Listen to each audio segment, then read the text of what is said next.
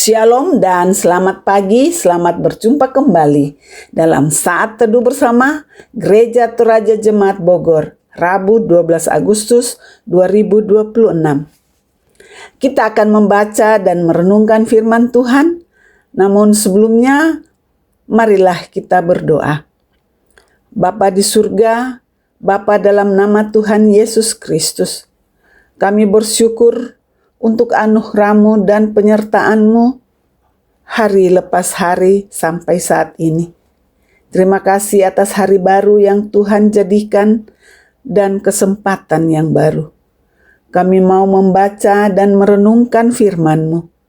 Hadirlah Engkau ya Bapa, kuasai hati dan pikiran kami dengan Roh-Mu yang kudus, agar kami dapat mengerti akan firman-Mu untuk kami lakukan dalam setiap langkah kehidupan kami. Berfirmanlah ya Bapa, kami anak-anak-Mu siap mendengarkan firman-Mu dalam nama Tuhan Yesus. Amin. Pembacaan firman Tuhan diambil dari Ibrani 11 ayat 17 hingga 28. Tema bacaan kita, mewarisi jejak kehidupan. Umpak manaran tengkana katuan.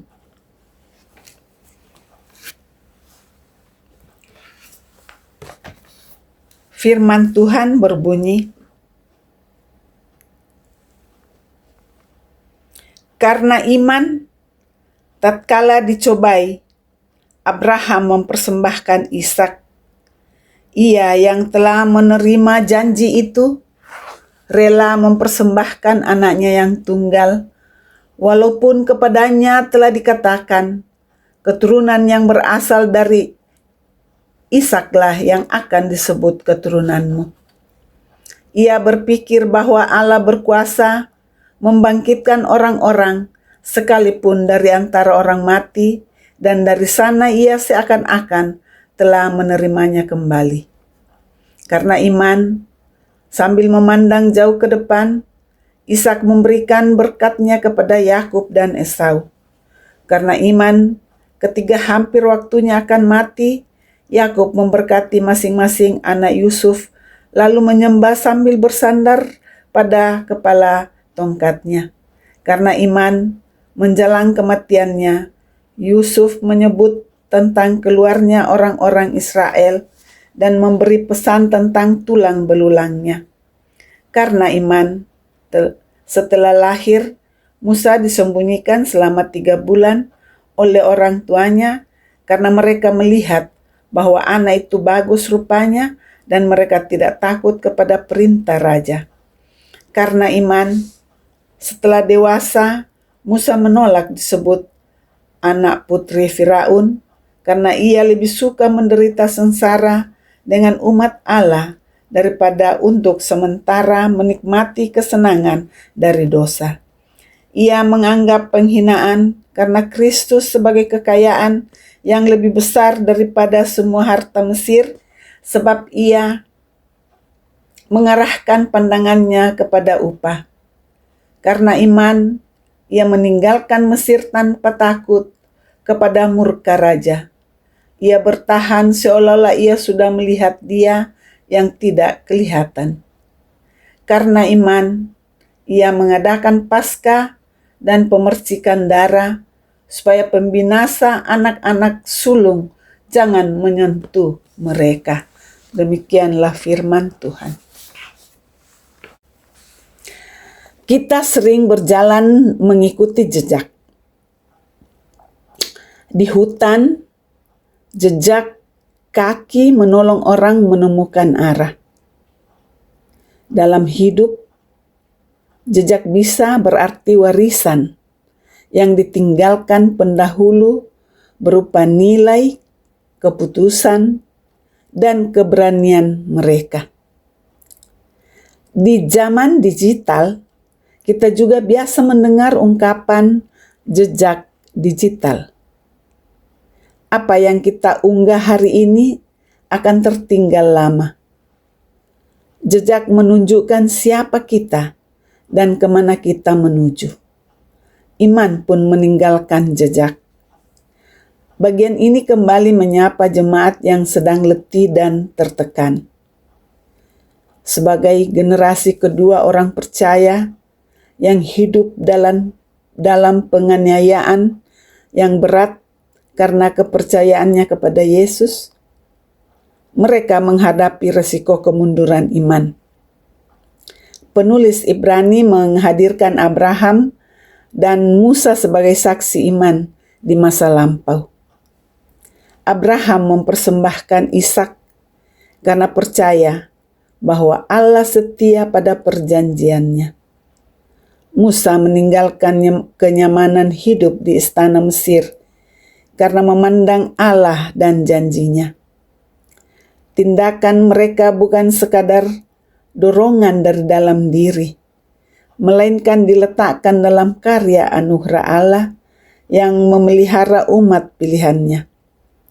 Jalan hidup mereka yang didasarkan pada iman menjadi jejak yang terus diingat dan menjadi salah petunjuk, bahkan ribuan tahun sesudah mereka berlalu secara fisik. Kita diajak untuk mewariskan sesuatu yang sangat berharga bagi anak cucu atau generasi kita, yaitu jejak-jejak iman melalui jejak hidup kita. Jejak itu akan terus bercerita lintas generasi. Dapat kita baca dalam Mazmur 78 ayat 4. Dan setiap keturunan akan memegahkan pekerjaan-pekerjaan Tuhan. Mazmur 145 ayat 4. Jadi, iman bukan urusan personal saja, melainkan semua yang kolektif, bahkan di dalam kekerabatan. Karena itu, pegang teguh dan wariskanlah itu kepada generasi berikutnya. Amin. Mari kita berdoa. Puji dan syukur kami naikkan kepadamu ya Bapa di surga, atas kesempatan yang masih Tuhan berikan kepada kami untuk beribadah kepadamu. Kami bersyukur atas firman-Mu yang selalu mengingatkan kami untuk tetap setia di dalam Tuhan. Tuhan mengingatkan kami bahwa kami harus mewariskan sesuatu yang berharga bagi anak-anak dan cucu-cucu serta generasi-generasi kita, yaitu jejak iman melalui jejak hidup kita. Kami berdoa untuk bangsa dan negara kami Indonesia. Berikanlah hikmat dan takut akan Tuhan bagi para pemimpin, agar mereka memerintah dengan adil dan bijaksana. Berkati rakyat-Mu agar hidup rukun, damai, dan aman. Lindungi negeri ini dari bencana dan perpecahan, serta bawalah bangsa kami menuju kesejahteraan dan kedamaian.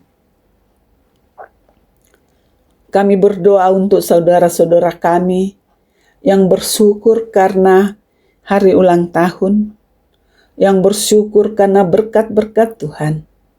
Sempurnakanlah syukur mereka. Kami berdoa untuk yang berduka. Hiburkanlah mereka ya Tuhan. Berdoa untuk yang bergumul karena sakit. Karena bermacam-macam pergumulan, sembuhkanlah mereka dan kuatkanlah mereka. Melalui kasih-Mu yang tak terbatas. Kami berdoa untuk anak-anak kami yang duduk di bangku pendidikan, yang kuliah. Berkati anak-anak-Mu agar dapat berhasil dengan baik.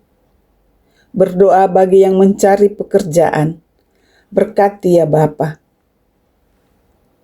Mudahkanlah urusan mereka agar mereka mendapat pekerjaan. Berdoa untuk orang tua kami, para lansia. Ya Bapa, berikanlah kesehatan dan kekuatan bagi mereka. Ya Bapa, kiranya Engkau memelihara tubuh mereka, menjauhkan dari segala sakit penyakit dan kelemahan. Berikanlah kesehatan yang baik, sehingga mereka dapat menjalankan hari-hari mereka dengan sukacita dan semangat. Inilah permohonan dan ucapan syukur kami ya Bapa.